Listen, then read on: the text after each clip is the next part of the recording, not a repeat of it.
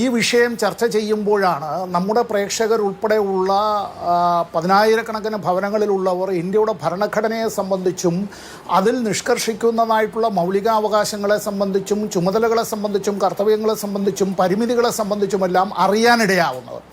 ഞാൻ അധിക സമയമൊന്നും എടുക്കുന്നില്ല. എൻ്റെ കയ്യിൽ ഇപ്പോൾ ഇരിക്കുന്നത് ഭരണഘടനയെല്ലാം എടുക്കാം, അതിനു മുമ്പ് ഇന്നത്തെ മാതൃഭൂമി ദിനപത്രമാണ്. ഇന്നത്തെ മാതൃഭൂമി ദിനപത്രത്തിൻ്റെ എഡിറ്റോറിയലിൻ്റെ തൊട്ട് താഴെ പ്രതികരണം, നിഷ്കളങ്കമല്ലാത്ത നീക്കം. എനിക്ക് അറിയില്ല ഈ എഴുതിയ ഈ ആളിനെ, കരുണാകരൻ തൃശ്ശൂർ, ആ വായനക്കാരൻ എഴുതിയിരിക്കുന്നതിൻ്റെ ഒരു ഭാഗം ഞാൻ വായിക്കാം. ഇത് മുഴുവൻ വായിക്കാൻ എനിക്കൊരു സമയം കിട്ടില്ലല്ലോ. അദ്ദേഹം ഇതിൽ എഴുതിയിരിക്കുകയാണ്. ഇന്നത്തെ മാതൃഭൂമി ദിനപത്രത്തിൻ്റെ എഡിറ്റോറിയൽ പേജിൽ അച്ചടിച്ചു വന്നതാണ് ഞാൻ ഈ വായിക്കുന്നത്. ഇവിടെ അദ്ദേഹം പറഞ്ഞിട്ടുള്ളതിൻ്റെ ഒരു കാര്യം ഞാൻ കോട്ട് ചെയ്യുകയാണ്. ഇനി ദേശസ്നേഹത്തിൻ്റെ പ്രതീകമെന്ന് ആർലേക്കർ അവതരിപ്പിക്കുന്ന ഭാരത് മാതാ നോക്കൂ. നിങ്ങളുടെ സ്കൂൾ കാലത്ത് എപ്പോഴെങ്കിലും ജനഗണമന ചൊല്ലി ഭാരത് മാതാ കി ജയ് എന്ന് വിളിച്ചിട്ടുണ്ടോ? എനിക്ക് ഓർമ്മയില്ല. ദേശീയ ഗാനം ആ നിശ്ചിത സമയത്തിനുള്ളിൽ ചൊല്ലി സമ്മാനം നേടാറുള്ള ഒരു കുട്ടിക്കാലം കൂടി എനിക്കുണ്ട്. എന്തായാലും രാജേന്ദ്ര ആർലേക്കർ ഒരു ദേശ സംസ്കാരത്തെ, അതിൻ്റെ സ്വാതന്ത്ര്യ സ്മരണയെ, കേരളത്തിലെ മതസഹിഷ്ണുത പുലർത്തുന്ന ഹിന്ദു ജീവിതത്തെ തകിടം മറിക്കാനാണ് ശ്രമിക്കുന്നത്. അത് ഒട്ടും നിഷ്കളങ്കമല്ല, പ്രതിഷേധാർഹവുമാണ്. തീരുന്നില്ല. മുമ്പ്, കുറച്ച് ദിവസങ്ങൾക്ക് മുമ്പ് ഇതുപോലെ ഒരു സംഭവം അവിടെ ഉണ്ടായി.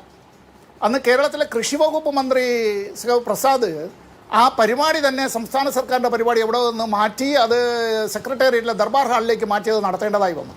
ഞാൻ ചർച്ചയിൽ പങ്കെടുത്തിരുന്നു അന്ന്. മറ്റു ടെലിവിഷൻ ചാനലുകളിലും അടുത്ത ദിവസങ്ങളിൽ ചർച്ചയിൽ പങ്കെടുത്തിരുന്നു. മാതൃഭൂമി ദിനപത്രത്തിൻ്റെ എഡിറ്റോറിയൽ ഇവിടെ നമ്മുടെ മുന്നിലുണ്ട്. രാജ്ഭവനുകളെ രാഷ്ട്രീയ വേദികളാക്കരുത്. മാതൃഭൂമി ദിനപത്രത്തിൻ്റെ എഡിറ്റോറിയലാണ്. ആ എഡിറ്റോറിയൽ തന്നെ പറയുന്നുണ്ട്, ആ സംഭവം ഉണ്ടായതിനെ തുടർന്ന് കേരളത്തിൻ്റെ മുഖ്യമന്ത്രി പിണറായി വിജയൻ അതിനെതിരായി പ്രതികരിച്ചതും ആ എഡിറ്റോറിയലിൽ പറയുകയാണ്. ഞാൻ ഒരു മിനിറ്റ് എടുത്തങ്ങ് നിർത്തിക്കോട്ടെ.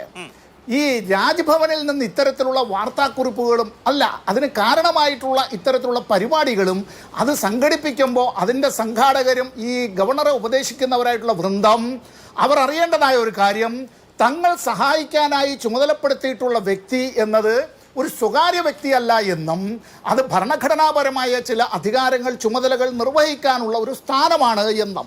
ഇന്ത്യയുടെ ഭരണഘടനയുടെ ഭാഗം 4 മൗലിക കർത്തവ്യങ്ങളിൽ ഇങ്ങനെയാണ് പറയുന്നത്.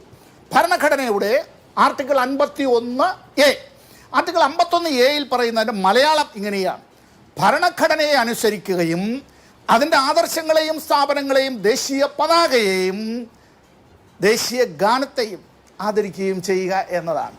ഇവിടെ അദ്ദേഹം ഉദ്ദേശിക്കുന്നതായ ചിത്രം, ഏത് ചിത്രം, ആരുടെ ചിത്രം, ഏത് മാതാവിൻ്റെ ചിത്രം, ഏത് ഭാരതാംബയുടെ ചിത്രം, അത് സംബന്ധിച്ചു തന്നെ നമ്മുടെ സമൂഹത്തിൽ ഒരുപാട് വ്യത്യസ്തമായ അഭിപ്രായങ്ങളുണ്ട്.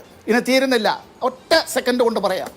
ഇന്ത്യയുടെ ഭൂപടം തെറ്റായി അത്തരത്തിൽ ഒരു ഔദ്യോഗിക വസതിയിൽ അത് കാട്ടുകയും അത് പ്രചരിപ്പിക്കുകയും അതാണ് ശരി എന്നുള്ള നിലയിലേക്ക് നിലപാടെടുക്കുകയും ചെയ്യുന്നത് ഗവർണറെ പോലെ ഇമ്മ്യൂണിറ്റി ഉള്ളത് കൊണ്ട് മാത്രം ഒരാൾക്ക് നിയമത്തിൻ്റെ പരിരക്ഷയിൽ നിന്ന് രക്ഷപ്പെട്ട് നിൽക്കാനായി കഴിയും എന്നുള്ളതും, ആ പരിരക്ഷ എന്ന് ഇൻവെർട്ടഡ് കോമയിൽ ഞാൻ പറഞ്ഞതാണ്, മറ്റാരെങ്കിലും ആണെങ്കിൽ അത് ശിക്ഷാർഹമാണ്, അറിയണം.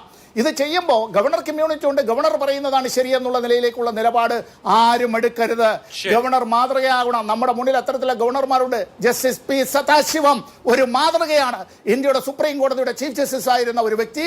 ഈ കൊച്ചു കേരളത്തിൻ്റെ ഗവർണറായി അദ്ദേഹം ഈ നാട്ടിൽ നമ്മുടെ ഭരണഘടനാ ചുമതല നിർവഹിച്ചപ്പോൾ ഇവിടെ ഭരണകക്ഷിക്കും പ്രതിപക്ഷത്തിനും BJPക്കും ഒരു മനുഷ്യനും അത്തരത്തിൽ ഒരു തർക്കവും ഉണ്ടായില്ല.